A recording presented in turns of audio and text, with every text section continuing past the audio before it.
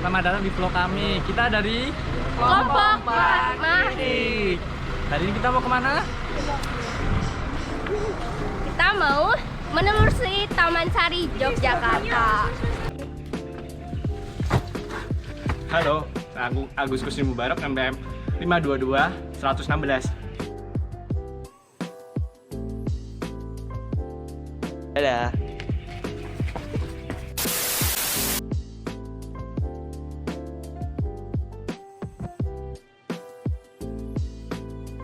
Apa Islam Isnara Ramadhani, NPM 522 09 1128.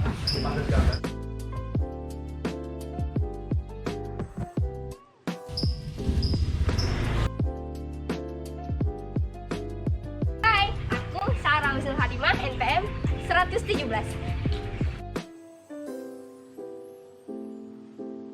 Halo, aku Adifah Ramaskari, NPM 192.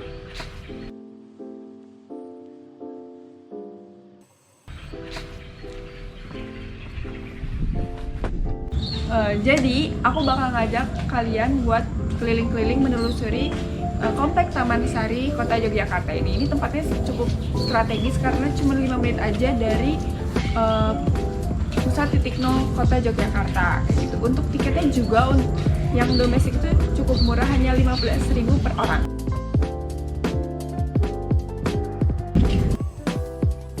Tempat ini juga terkenal sama spot-spot foto yang estetik, terus ada kolam pemandian Sultan, terus juga sejarahnya yang unik dan arsitekturnya yang keren.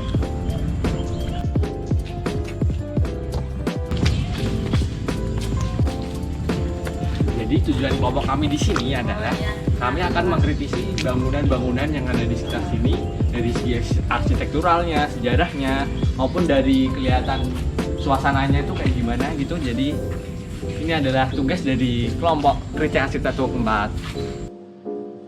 Di sini saya akan mencoba mengkritisi dari sudut pandang kritik impresionis. Ya salah satunya, nah ini salah satunya ada Kalamakara atau yang disebut sebagai penolak balas. Salah satunya itu fungsinya ini itu adalah untuk melindungi dari hal-hal negatif, kemudian menolak mara bahaya serta melindungi istana.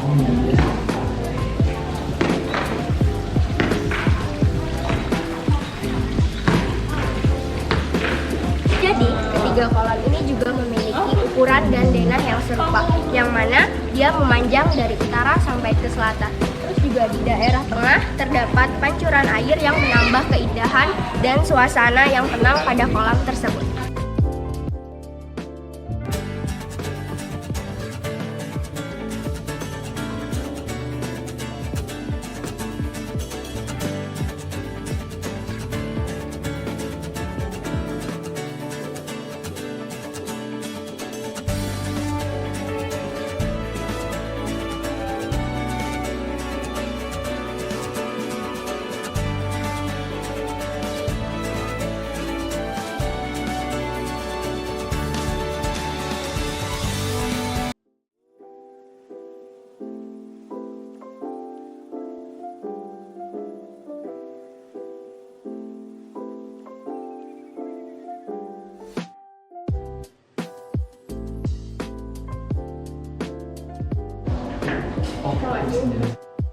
Bisa menjadi spot foto yang sebagai impresionis dari interior bangunan.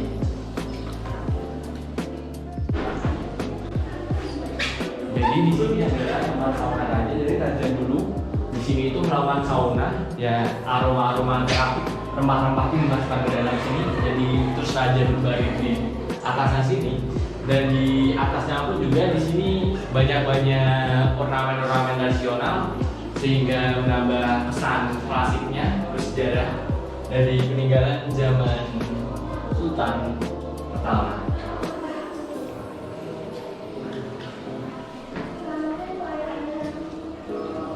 Nah, oke, kita di sini ada di Umbul Panguragas. Nah, fungsi dari Umbul Panguragas ini sendiri itu adalah sebagai tempat mandi raja dan juga istri raja. Nah, Umbul Panguragas ini dipercaya sebagai tempat untuk meditasi dan juga untuk merasakan ketenangan.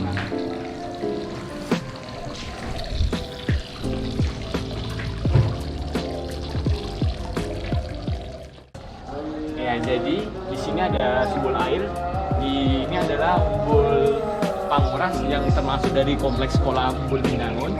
Nah, fungsi dari air sini jadi simbol, memiliki filosofi simbol kehidupan, pemurnian, dan juga di dalam area Taman Sari ini merupakan banyak fitur-fitur kolam dan juga kanal. Jadi semua area sini tuh lebih banyak mengutamakan air-airnya. Gedung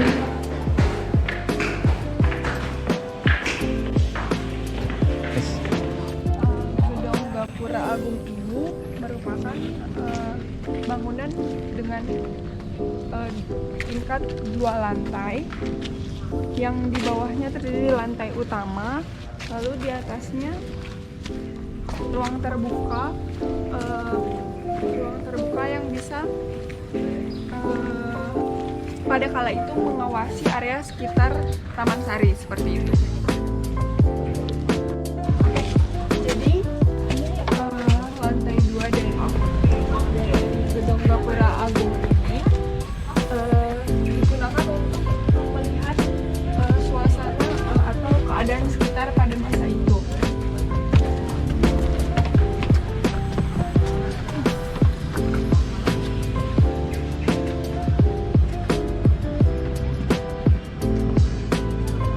Di sini terlihat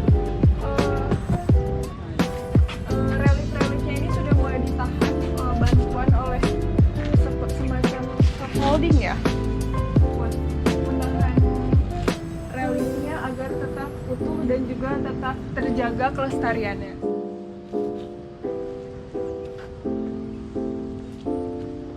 Udah kelihatan. Jadi kita mau menuju ke Sumur Gemuling. Di sini juga banyak UMKM itu, orang-orang jualan. Cuman kebetulan karena kita kesini waktu lagi hujan, jadi ya sedikit kurang ramai dari biasanya sih. Halo, kita sekarang udah berada di kawasan Sumur Gemuling nih. Namun, hingga sekarang sumur ini masih tutup. Belum tahu info pasti kapan akan dibukanya kembali. Fungsi utama Sumur Gemuling ini adalah jadi tempat ibadah masjid bawah tanah. Bangunan berbentuk lingkar dengan lubang serta di bagian tengah yang memungkinkan daya laut masuk dari atas. Dan ini adalah menjadi salah satu ikon dari Taman Sari itu sendiri. Nah, jadi kita sudah sampai di Gapura Kembar. Ini bisa dilihat di sini bahwa seharusnya kebarannya ini, cuman karena kemudian ada gempa tahun 2006 itu jadi rusak jadinya. Dan cuma terlihat tinggal satu saja, yang satu ini sudah rusak.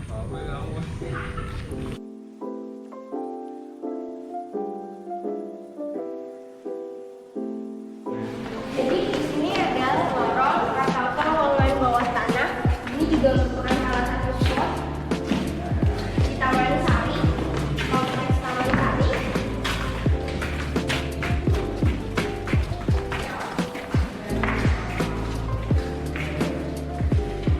Nah, ini dulu tuh airnya tuh sampai di atas situ. Jadi sini tuh berada di dalam bawah air. Jadi nanti misal airnya meluap, itu masuk ke sebelah sini. Ini adalah drainasenya. Nah, itu adalah ruang perkapalan sembunyi yang ada di bawah. Nah, Lorong ini juga sebagai jalur rahasia dan akses khusus keluarga kerajaan yang sesuai dengan norma desain yang mengutamakan privasi dan keamanan.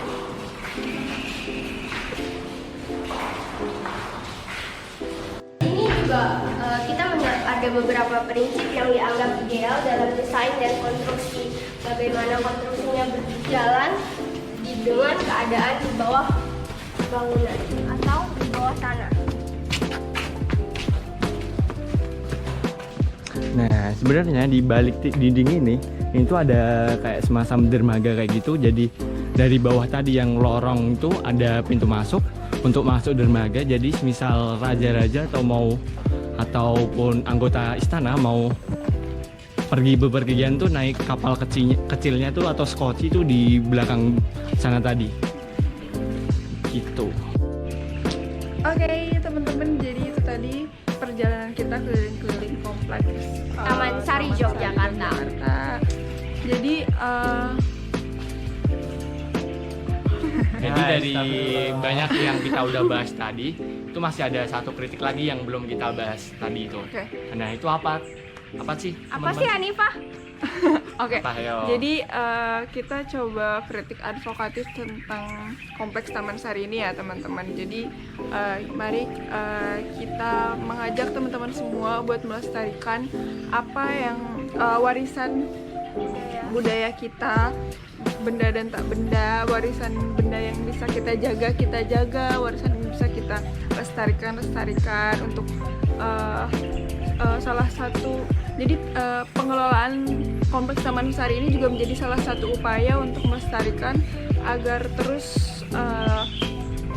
tetap terjaganya bangunan-bangunan yang sudah beratus-ratusan tahun sebelumnya agar bisa dinikmati oleh anak cucu kita di masa yang akan datang. Seperti itu. Jangan lupa buat ngejaga biar generasi kita bisa menikmatin sama halnya kayak kita. Jangan lupa like and subscribe. Dadah. Dadah.